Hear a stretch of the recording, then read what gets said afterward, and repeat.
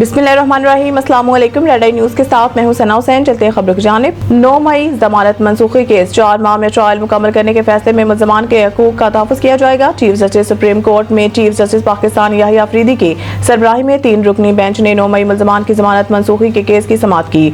दौरान समाअत 9 मई के मुख्तलिफ मुल्ज़मान के वकील लतीफ़ खोसा ने 4 माह में ट्रायल मुकम्मल करने के हुक्म पर एतराज़ करते हुए कहा है कि क्या कभी ऐसा हुआ है कि 4 माह में ट्रायल मुकम्मल हो। लतीफ़ खोसा के एतराज़ पर चीफ जस्टिस ने कहा है कि ऐसा मत कहें, कानून रोज़ाना इंसदाद दहशतगर्दी अदालत में मुकदमात की समाअत का कहता है। ट्रायल मुतल्लिका हाई कोर्ट और इंतजामी जज का मामला है। वकील लतीफ़ खोसा ने कहा है कि अदालत के 4 माह के हुक्म से ट्रायल अपसेट होगा।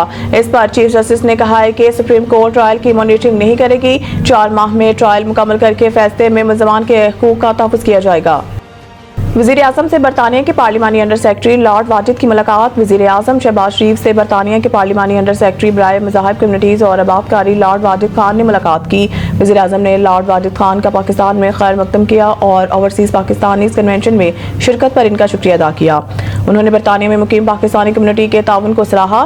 किंग चार्ल्स सोम के साथ साथ बरतानवी वज़ीर-ए-आज़म केयर स्टार्मर के लिए भी नेक ख्वाहिशात का इजहार किया। वज़ीर-ए-आज़म ने पाकिस्तान बरतानिया के दरमियान तजारत, सरमायाकारी, तालीम और अवामी तबादलों पर और दीगर शोबों में ताल्लुकात को मज़ीद मजबूत बनाने की पाकिस्तान की ख्वाहिश का अयादा किया।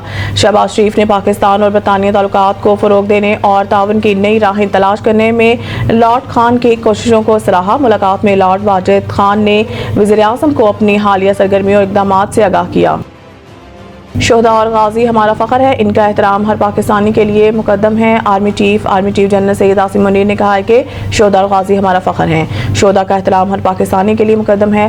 पाक फ़ौज के शोबा ताल्लुकात आमा SPR के मुताबिक GHQ रावलपिंडी में फ़ौजी एजाज़ात देने के तकरीब मुनक़िद हुई। Army chief general Syed Asim Munir ने पाक फ़ौज के अफसरान और जवानों को एजाज़ात से नवाजा। ISPR के मुताबिक एजाज़ात ऑपरेशन में गैर मामूली बहादुरी और कौम के लिए खिदमात के एतराफ़ में दिए गए हैं। तकरीब में आला फौजी हुकाम और अवार्ड हासिल करने वालों के अहले खाना की बड़ी तादाद ने शिरकत की। तर्जुमान पाक फौज ने बताया है कि तकरीब में सारे इम्तियाज मिलिट्री और तमगा बसालत के एजाज़ात दिए गए। शोहदा के अहले खाना ने बाद अज़ मर्ग दिए जाने वाले एजाज़ात वसूल किए। पाकिस्तान का टैक्स निज़ाम गैर मुनसफाना और बेहुदा है। आलमी बैंक, वर्ल्ड बैंक ने पाकिस्तान के टैक्स निज़ाम को इंतहाई गैर मुनसफाना और बेहुदा करार देते हुए जोर दिया है कि जायदाद को मुअस्सर तरीके से टैक्स नेट में लाया जाए और इसका दुरुस्त अंदाज और टैक्स लगाया जाए। आलमी बैंक के मुताबिक तनख्वाहदार तबके पर बढ़ता हुआ बोझ सिर्फ इसी सूरत में कम हो सकता है जब टैक्स नेट को वसअत दी जाए और तमाम आमदन को इसमें शामिल किया जाए।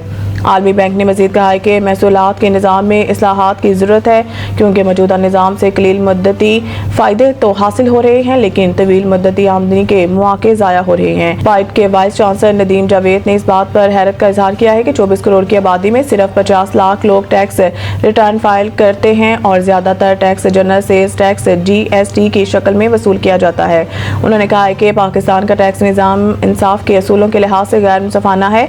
अगर मुल्क सिर्फ 50 लाख फायज के साथ चलता रहा तो इससे कोई देर पा हल मुमकिन नहीं। मज़ीद न्यूज़ अपडेट के लिए देखते रहिए रेड आई न्यूज़।